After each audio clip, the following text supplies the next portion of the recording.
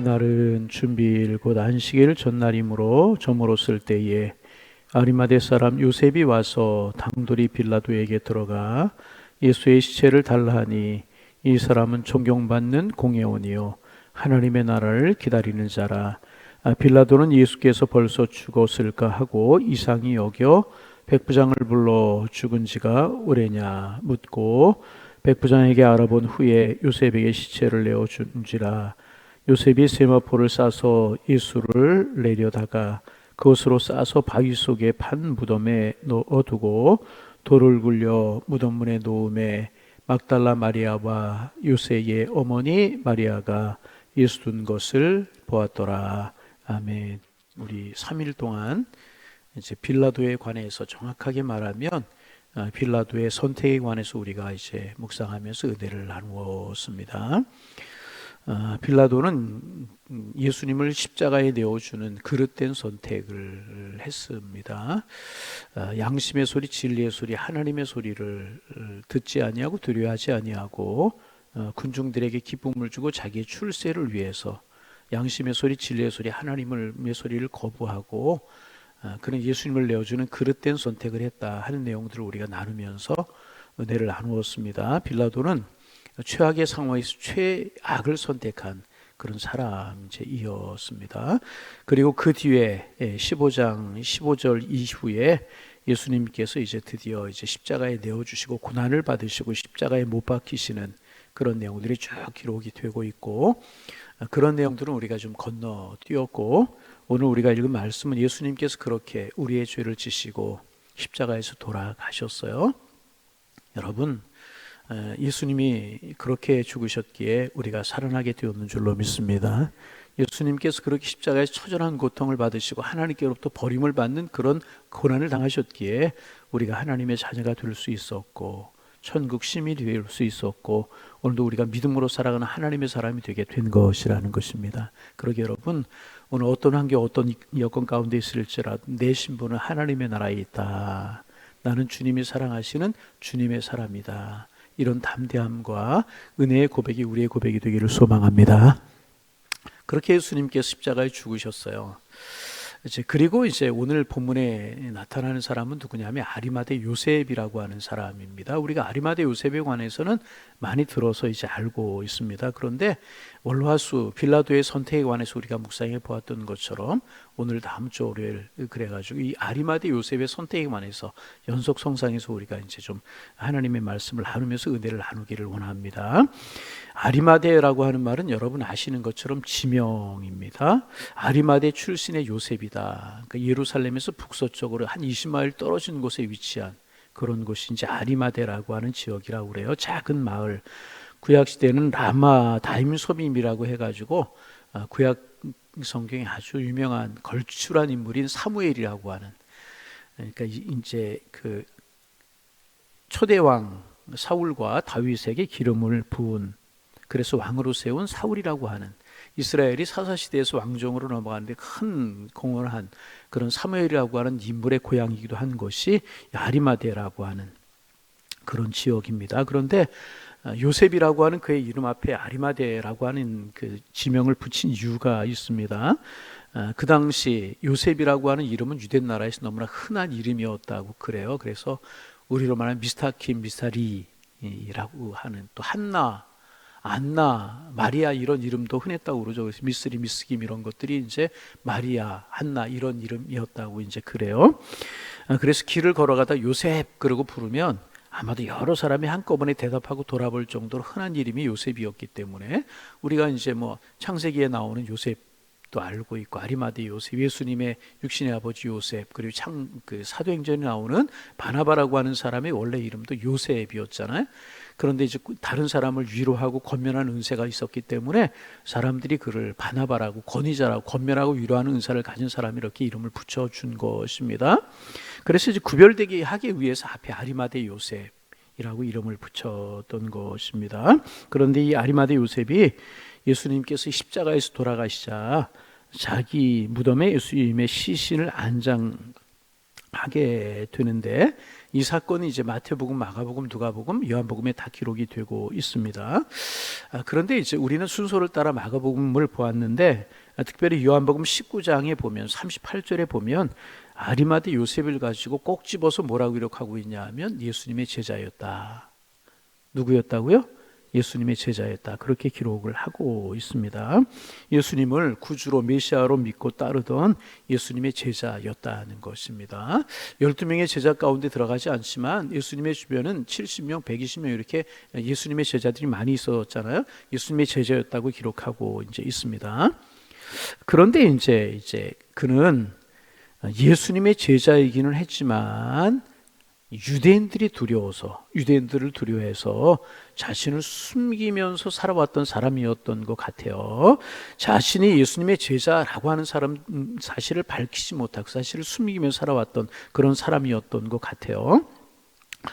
그래서 예수님이 십자가에서 죽으시 전까지 그 앞에는 이 아리마대 요셉에 관한 기록도 이야기도 전혀 이제 없습니다. 어느 날 이 아리마대 요셉이 등장을 하게 되는 것입니다. 예수님이 십자가에 죽으신 후에 갑자기 등장을 합니다. 그동안은 자신의 어떤 존재를 숨기고 있었습니다. 그러나 더 이상 자신을 숨길 수 없게 되는 순간이 도달했을 때 드디어 이제 나타나고 자신의 존재를 나타내게 됩니다. 이제 그가 그리스도의 제자임을 나타낼 수밖에 없는 순간이 그에게 찾아오게 된 것입니다. 갑자기 성경에 제자라고 이야기하는데 그동안은 그의 모습이 없다. 갑자기 그의 모습이 등장을 합니다. 철저하게 자신의 모습을 감추고 숨기고 있다가 이 순간에 이제 등장을 하게 된 것입니다. 그러면 무엇인가 이제 그 마음의 심경의 변화가 있던가, 그렇게 변화할 만한 무슨 동기가 있지 않았겠는가, 그런 생각을 해보게 되는데 무엇이었을까? 아마도 십자가의 사건을 전후로 한 상황 때문에 요셉의 심경이 변하게 숨어 있다가 이제 그가 공회원이었다고, 산헤드린 공의회 회원이었단 말이죠. 산헤드린 공의회 회원은 유대인들의 대표입니다. 우리는 말하면 이제 국회의원과 비슷한 그런 직분이라고 이야기할 것 같지는 않지만 아마도 우리로 말하면 국회의원의 신분보다도 더 높은 그런 직분에 있던 그런 신분이었던 것 같아요. 그래서 아마도 자기의 신분을 밝히면 여러 가지 제약이 있고 여러 가지 불이 있고 손해가 있을 것 같아서 자기네 신분을 밝히지 못한 것이 아닌가, 아마도 그런 생각을 하게 되는데, 십자가의 사건을 전후로 한 상황 때문에 요셉이 아마 심경의 변화를 가져온 것이 아닐까 하는 생각을 하게 되는데요. 예수님께 십자가에 매달리셨을 때 군병들이나 빌라도나 종교 지도자들이나 많은 사람들을 예수님께서 원망하시기보다는 오히려 아버지여 저들이 하는 것을 모르고 합니다. 저들을 용서하여 주옵소서 기도하시는 예수님의 모습이 그에게 감동을 주었을지도 모르겠습니다. 그런가 하면 예수님 옆에 함께 매달려서 예수님께 은혜를 구하는 그 강도에게 오늘 내가 나와 함께 낙원에 있으리라 말씀하시던 그분의 자비로운 모습이 그의 마음을 움직이게 했는지도 모르겠습니다. 아니라면 예수님께 십자가에 달려 있던 그 시간에 캄캄한 흑암이 온 세상을 덮지 않았습니까? 그리고 휘장이 이제 지성소에서 들어가는 휘장이 찢어지는 그런 일들이 있게 되고, 그리고 되어지는 모든 일을 보면서 예수님의 십자가형을 집행하던 백부장이라고 하는 사람이 정말 그런 모든 정황들을 모습들을 보고 저가 진실로 하나님의 아들이었다. 같이 한번 해보실까요? 저가 진실로 하나님의 아들이었다 하는 거 고백을 하게 되지 않습니까? 그 예수님의 십자가형을 집행하던 백부장, 책임져가던 백부장이 뭐 쭉 보지 않았습니까? 채찍에 맞으시는 모습, 고통스러워하는 모습, 구레네 시몬이 십자가를 지고 가는 모습, 그 속에서 예수님의 얼굴 변화, 또 십자가에 달리면서 엘리 엘리 라마 사박다니 뭐 말씀하시고 다 이루었다, 내가 목마르다, 이런 말씀을 이제 하는 그런 모든 것을 백부장이 다 보지 않았겠어요? 그리고 그 결론이 무엇인가? 저가 진실로 하나님의 아들이었도다. 그런 고백을 하잖아요. 여러분 그렇습니다. 우리 주님은 하나님의 아들이십니다. 온 인류의 죄를 대속하시기 위해서 우리의 죄를 지고 가시는 예수 그리스도, 그분은 하나님이셨고 하나님의 아들이시. 하나님의 아들이라고 하는 말은 하나님이다, 그런 이야기입니다. 백부장이 그런데 그런 걸 다 지켜본 백부장이 하나님의 아들이라고 고백을 합니다. 하여튼 그런 고백을 들으면서 아리마대 요셉이 감동을 했는지도 모르겠어요. 어쨌든 아리마대 요셉이 변화되었다는 것입니다. 어떻게 변화되었는가? 더 이상 침묵하고 가만히 있을 수 없는 사람이 되고 말았다는 것입니다. 그 순간에 아마도 주님 앞에 죄송한 마음이 들었을지도 모르겠어요. 예수님이 십자가에 달리시는 순간까지는 숨어서 그리스도를 따라왔던 자기의 모습이 부끄러웠던지 그는 당당하게 빌라도 앞에 나아가게 되었다는 것입니다. 그리고 예수님의 시신을 달라고, 자기가 예수님의 시신을 장사하겠다고 선언하면서 당당하게 빌라도 앞에 나가서 이야기를 합니다. 여러분, 이것은 말씀드렸던 것처럼 보통 일이 아닙니다. 여러분, 이제 자기의 무덤을 준비할 수 있을 정도라고 하면 굉장히 부를 이루고 위치를 갖춘 그런 사람이죠. 예전에 우리나라가 이제 화장 문화가 아니고 매장 문화였을 때 좀 돈 꽤나 있는 분들, 사회적인 지위가 있고 이런 분들은 가묘라고 해가지고 자기의 무덤을 미리 만들어 두는 그런 경우가 있었잖아요. 지금 이제 아리마대 요셉이 이제 그런 거, 자기의 무덤을 만들어 놓았다는 거예요. 굉장히 괜찮은 무덤이었겠죠. 국회의원 신분보다 괜찮은 신분이었었어요. 사회적인 지위가 있고 사회적인 신분이 있고 여러 가지 체면도 있고 이제 그랬을 것이라는 것입니다. 그런데 반대로 예수님의 십자가는 가장 잔혹한 형벌, 그래서 아무리 큰 죄를 졌을지라도 로마의 시민권을 가지고 있기만 하면 십자가의 형벌은 면할 수 있었다고 그러잖아요. 그래서 십자가에서 죽어가는 죄수를 아는 것조차도 수치스러운 일이었다고 그래요. 그래서 십자가에 죽게 되면 가족이 있는 경우에 가끔 그 십자가에 죽어간 죄수의 시신을 매장하는 일이 있고 안장하는 일이 있었지만은 많은 경우 골짜기에 던져서 짐승의 밥이 되게 하고, 그런 거 십자가의 형벌이었다는 것입니다. 십자가에 달려 죽어가는 죄수를 아는 것조차 수치스러운 그런 일이었다는 것입니다. 그런데 그런 신분, 그런 위치를 갖춘 사람이 십자가에 죽어간 죄수인 예수 그리스도를 선뜻 나섰다는 거예요. 그리고 자기의 무덤에 예수님의 시신을 장사 지내겠다고 했다는 것입니다. 불이익을 당할 수 있는 일이었었어요. 여러 가지 상황에 어려움을 경험할 수 있는 그런 일이었다는 것입니다. 그러나 그는 자신의 신분을 당당하게 노출하고 빌라도 앞에 나타나서 예수님의 시신을 달라고 당당하게 요구를 하게 되었다는 것입니다. 더 이상 숨어있지 않았다는, 더 이상 자기의 신분을 감추지 않았다는 것입니다. 더 이상 자기가 하나님의 사람, 예수 그리스도의 사람이라고 하는 것을 숨기지 않았다는 것입니다. 오늘도 이제 숨어있는 그리스도인들이 많이 있죠. 익명의 그리스도인이다, 이제 그런 이야기를 하지 않습니까? 그런데 그리스도인들이 그리스도인임을 드러내고 정체성을 공개적으로 고백하는 것이 참 중요합니다. 하나님 앞에서 중요하고 사람 앞에 중요합니다. 우리 주님 그렇게 말씀하셨잖아요. 누구든지 사람 앞에 나를 시인하면 나도 하늘에 계신 내 아버지 앞에서 그를 시인할 것이다. 여러분 예수 믿는 사람이라고 하는 것 당당하게 시인하고 살아가십니까? 한번 대답해 보세요. 당당하게 고백하고 살아가십니까? 이 고백하는 거 하나님 앞에서도 소중하거든요. 주님이 기뻐하시는 일이고, 하나님 앞에서뿐만 아니라 사람 앞에서도 내가 그리스도인이다, 하나님의 사람이다, 당당히 고백하는 것 중요합니다. 이유가 있습니다. 왜냐하면 우리가 그리스도인이라고 하는 것을 고백하고 선포할 때 내 행동의 동기가 설명이 되고 그것이 다른 사람에게 복음적인 선한 영향력을 끼칠 수 있고 선한 영향을 줄 수 있기 때문에 그런 것입니다. 그래서 여러분, 오늘 본문에 보면 아리마대 요셉이 자신의 믿음을 이렇게 고백했어요. 이게 믿음의 고백이잖아요. 단순히 예수님의 시신을 장사, 이게 아니잖아요. 믿음으로 고백하는 거예요. 입술의 고백이 아니라 행동으로 고백한, 삶으로 고백한 거예요. 어려움이 있고 손해가 있을 수 있고 그 어려움이 있을 수 있지만은 이 삶으로 고백한 것이거든요. 자신의 믿음을 선언한 것입니다. 자신의 믿음을 선언하고 행동하기 시작하자 그 영향력이 즉시 나타나기 시작을 합니다. 오늘 본문에는 이제 연결되고 있지 않지만 요한복음 19장 38절에 보면 이제 아리마대 요셉이 예수님의 제자였다, 그리고 자기 자신을 숨겼다, 이제 그런 이야기가 나오는데, 이제 예수님이 빌라도에게 예수님의 시체를 가져가겠다고 이제 하고 이제 빌라도가 허락을 하게 되지 않습니까? 요셉이 예수님의 시체를 가져갑니다. 그런데 요한복음 이제 19장 38절이 그런 내용이 19절에 보면 이제 뭐라고 되어 39절에 보면 누가 등장을 하냐 하면 니고데모가 등장을 합니다. 누가요? 니고데모가 등장을 합니다. 니고데모가 몰약과 침향 섞은 것 100근 정도를 가지고 왔다고 기록하고 있습니다. 이게 무슨 뜻일까? 가만히 좀 생각을 좀 해볼 필요가 있습니다. 아리마대 요셉이 이런 신앙 고백적인 행동을 했어요. 나 예수 믿는 사람이다. 예수님의 시신을 장사 지내야 되겠다.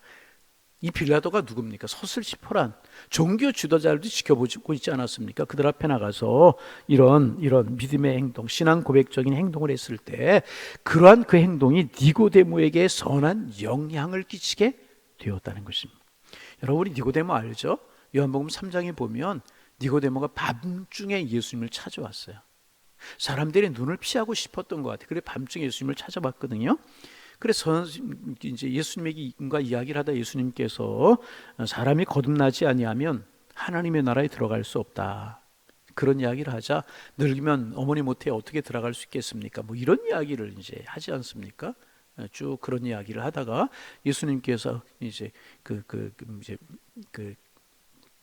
요한복음 3장 16절 하나님이 세상을 이처럼 사랑하사 독생자를 주셨으니 뭐 그런 맥락에서 쭉 연결이 되게 되는 그런 말씀 볼 수 있지 않습니까?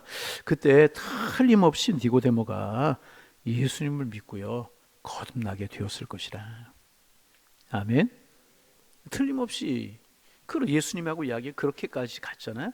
니고데모가 예수님을 믿게 되어 거듭나게 되었을 것이라고 생각을 합니다. 그런데 성경 그 이후에 요한복음 3장의 사건이고 요한복음 19장의 사건이 이 침향 섞은 모략을 가지고 예수님의 이제 무덤을 찾아오는 니고데모가 19장에 등장을 하거든요. 근데 그 중간에 니고데모의 모습이 한 번도 안 나와요.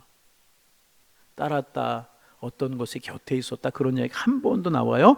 성경에서 3장 이후로 19장까지 니고데모의 모습을 한 번도 찾아볼 수가 없습니다.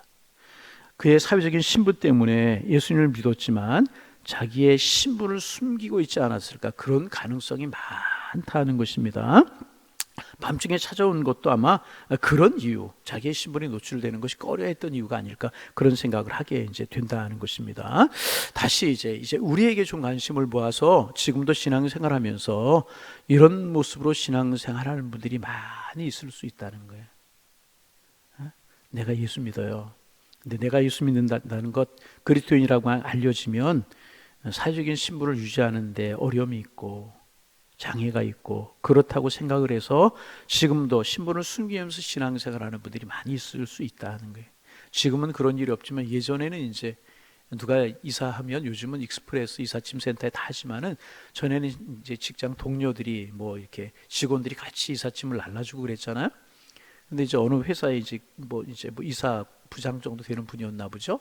이사를 하길래 그 직원들이 와서 이삿짐을 날라주고 그러다 보니까 집에 이제 표구 같은 거, 성경 구절이 쓰여 있는 표구 같은 게 나왔대요. 그래서 부장님도 예수 믿으십니까? 이삿짐이나 잘 날라 그랬다. 자기의 심 이런 것 때문에 예수 믿는 사람이라고 하는 것을 당당하게 밝히지 못하는 경우가 있다는 것입니다.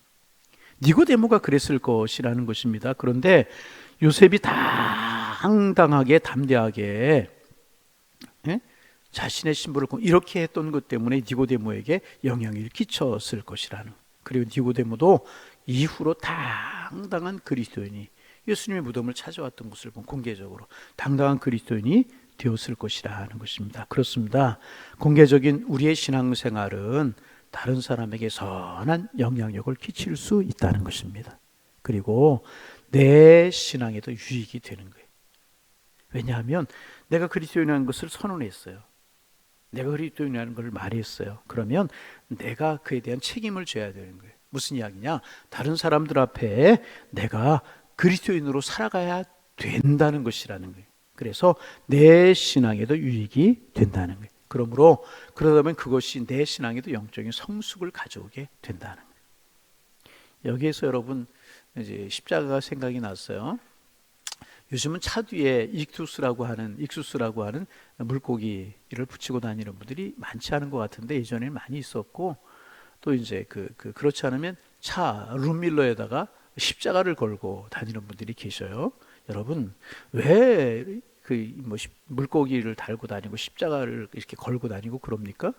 그렇게 하고 다니면 사고 안 날까봐, 하나님이 막아주실까봐 십자가를 걸고 다니고 물고기를 붙이고 다니는 거 절대로 아닙니다. 그럼 부적과 다를 바가 무엇이 있습니까? 그래 달고 다니는 것은 아니고요. 십자가를 들고 다니고 이 물고기를 붙이는 것은요, 내가 그리스도인입니다 라고 하는 표시라는. 그러면 어떻게 될까요? 십자가를 걸고 다니고 물고기를 붙이고 다녔는데 신호 위반하고 난폭운전하고 이럴 수 없잖아요. 왜? 내가 그리스도인이라고 하는 것이 표시되어 있기 때문에. 십자가를 달고 물고기를 붙이고 다니는 것은 뭐냐 하면 더 교통법규를 지키고 더 친절하고 건널목에 대기하고 있다 지나가는 사람 손들어주고 이래야 된다. 그래서 물고기를 붙이고 다니고 십자가를 걸고 다니는 것도 하나의 신앙 고백이고요. 그럴 때 내 영적인 성숙 신앙에 도움이 될 수 있다는 것입니다. 그런데 십자가를 붙이고 다니고 물고기를 붙이고 다니면서도 전혀 변화가 없고 난폭운전을 하고 그런다면 그것은 신앙인의 삶이 아니에요. 그러기에 그런 고백이 주님이 기뻐하는 일이기도 하지만 다른 사람에게 선한 영향을 끼칠 수 있고 이것이 나의 영적인 유익이 될 수가 있다는 것입니다. 직장에 출근하시는 분 새벽에 많이 있는지 모르겠지만은 직장 생활 다른 사람들이 많이 모인 곳에서 친척들이 모인 곳에서 여러분 식사하실 때 당당하게 기도하시고 식사하십니까? 아니면 예수님 땡큐 그러고 식사하진 아니에요. 여러분, 우리의 신앙이 고백적인 신앙이 되기를 원합니다. 공개적인 신앙이 되기를 원합니다. 담대한 신앙이 되기를 원합니다. 이것이 주님 기뻐하시는 일이고요. 이것으로 선한 영향을 끼칠 수 있고요. 그것이 나의 영적인 성숙에 도움이 될 수 있다는 것입니다. 오늘도 어디를 가든지 누구를 만나든지 이제까지도 그렇게 하셨겠지만 오늘도 나는 하나님의 사람입니다. 나는 예수의 사람입니다. 당당하실 수 있기를 바랍니다. 예수 믿지 않는 친구들과도 당당하게 나는 신앙이냐? 그렇게 기도하고 나는 예수 믿는 사람이 있대 이건 아니야. 이거는 맞아. 이런 모습이 하나님 기뻐하는 모습이고 선한 영향력을 끼칠 수 있는 것. 니고데모가 도전받았던 것처럼 나의 영적인 성숙에 큰 도움이 되게 된다. 오늘도 이런 모습으로 당당한 믿음의 길을 걸어가시는 축복의 한 날이 되실 수 있기를 주님의 이름으로 축복합니다. 하나님, 복된 날 주시오니 감사합니다. 하나님 앞에 영광, 나에게 축복, 많은 사람들에게 은혜를 끼치는 은혜의 한 날이 될 수 있도록 인도하여 주옵소서. 하나님, 오늘은 아리마대 요셉의 선택에 관해서 묵상하며 한 날을 시작합니다. 하나님, 그는 여러 가지 자신이 그리스도인이라고 하는 것을 밝혔을 때 돌아올 손해와 불이익이 많을 수 있는 상황이었지만 당당하게 자신이 그리스도임을 당당하게 예수님의 시신을 빌라도에게 내어달라고 하는 그런 공개적인 믿음을 가졌고 그 믿음이 니고데모에게 선한 영향력을 줄 수 있었는데 하나님, 우리의 신앙도 우리의 믿음도 이런 당당한 신앙, 당당한 믿음이 될 수 있도록 도와주옵소서. 나는 하나님을 믿는 사람입니다. 나는 예수의 사람입니다. 당당하게 이야기해서 그것이 하나님 앞에 기쁨이 되고 하나님 많은 사람들에게 도전이 되고 나에게 영적인 유익을 가져올 수 있도록 우리 주님 축복하여 주옵소서. 이러한 믿음, 이러한 신앙 저희들의 신앙이 될 수 있도록 하나님 저희들을 축복하여 주옵소서. 하나님 기도하며 간구합니다. 오늘도 성령으로 저희들을 충만케 하시고 내가 나를 이끌어가는 그런 삶이 아니라 성령이 나를 이끌어가는 삶이 될 수 있도록 인도하여 주시고 성령으로 충만하게 주께서 인도하여 주시어서 성령의 열매를 맺으며 살아갈 수 있는 저희들 될 수 있도록 하나님이여 축복하여 주옵소서. 말하는 것도 성령의 말하게 하심을 따라 말하게 하시고 행하는 것도 성령의 인도하심을 따라 행하게 하시고 하나님 아버지 생각하는 것도 성령의 인도하심을 따라 생각할 수 있도록 주님 축복하여 주시어서 나도 주변도 아름답고 복이 되게 도와주시고 특별히 말하는 것에 조심하며 말하는 것을 성령을 따라 말하게 하셔서 우리의 말을 통하여서 천국불을 붙이고 선한 영향력을 끼칠지언정 지옥불을 붙이며 나쁜 영향력을 끼치지 않도록 우리 입술에 파수꾼을 세워주시고 오늘도 아버지 하나님, 아름다운 말, 선한 말, 축복된 말, 사랑의 말을 하며 살아갈 수 있는 저희들 될 수 있도록 하나님 축복하여 주옵소서. 예수의 사랑, 예수 은혜를 전하며 살아가는 저희가 될 수 있도록 성령님 함께하여 주옵소서. 하나님 아버지, 여름 선교학교 잘 준비되게 하시고 아름다운 열매가 있게 하셔서 하나님, 믿음의 진보와 신앙의 성숙이 이루어질 수 있는 여름 행사들이 될 수 있도록 하나님 함께하여 주옵소서. 오늘도 무더운 날씨에 양일재단에 속한 성도님들 건강 주시고 복된 날 되게 하시고 걸음걸음 속에 하나님의 사랑과 은혜가 함께할 수 있는 은혜의 날이 될 수 있도록 인도하여 주옵소서. 예수님의 이름으로 기도하옵나이다. 아멘.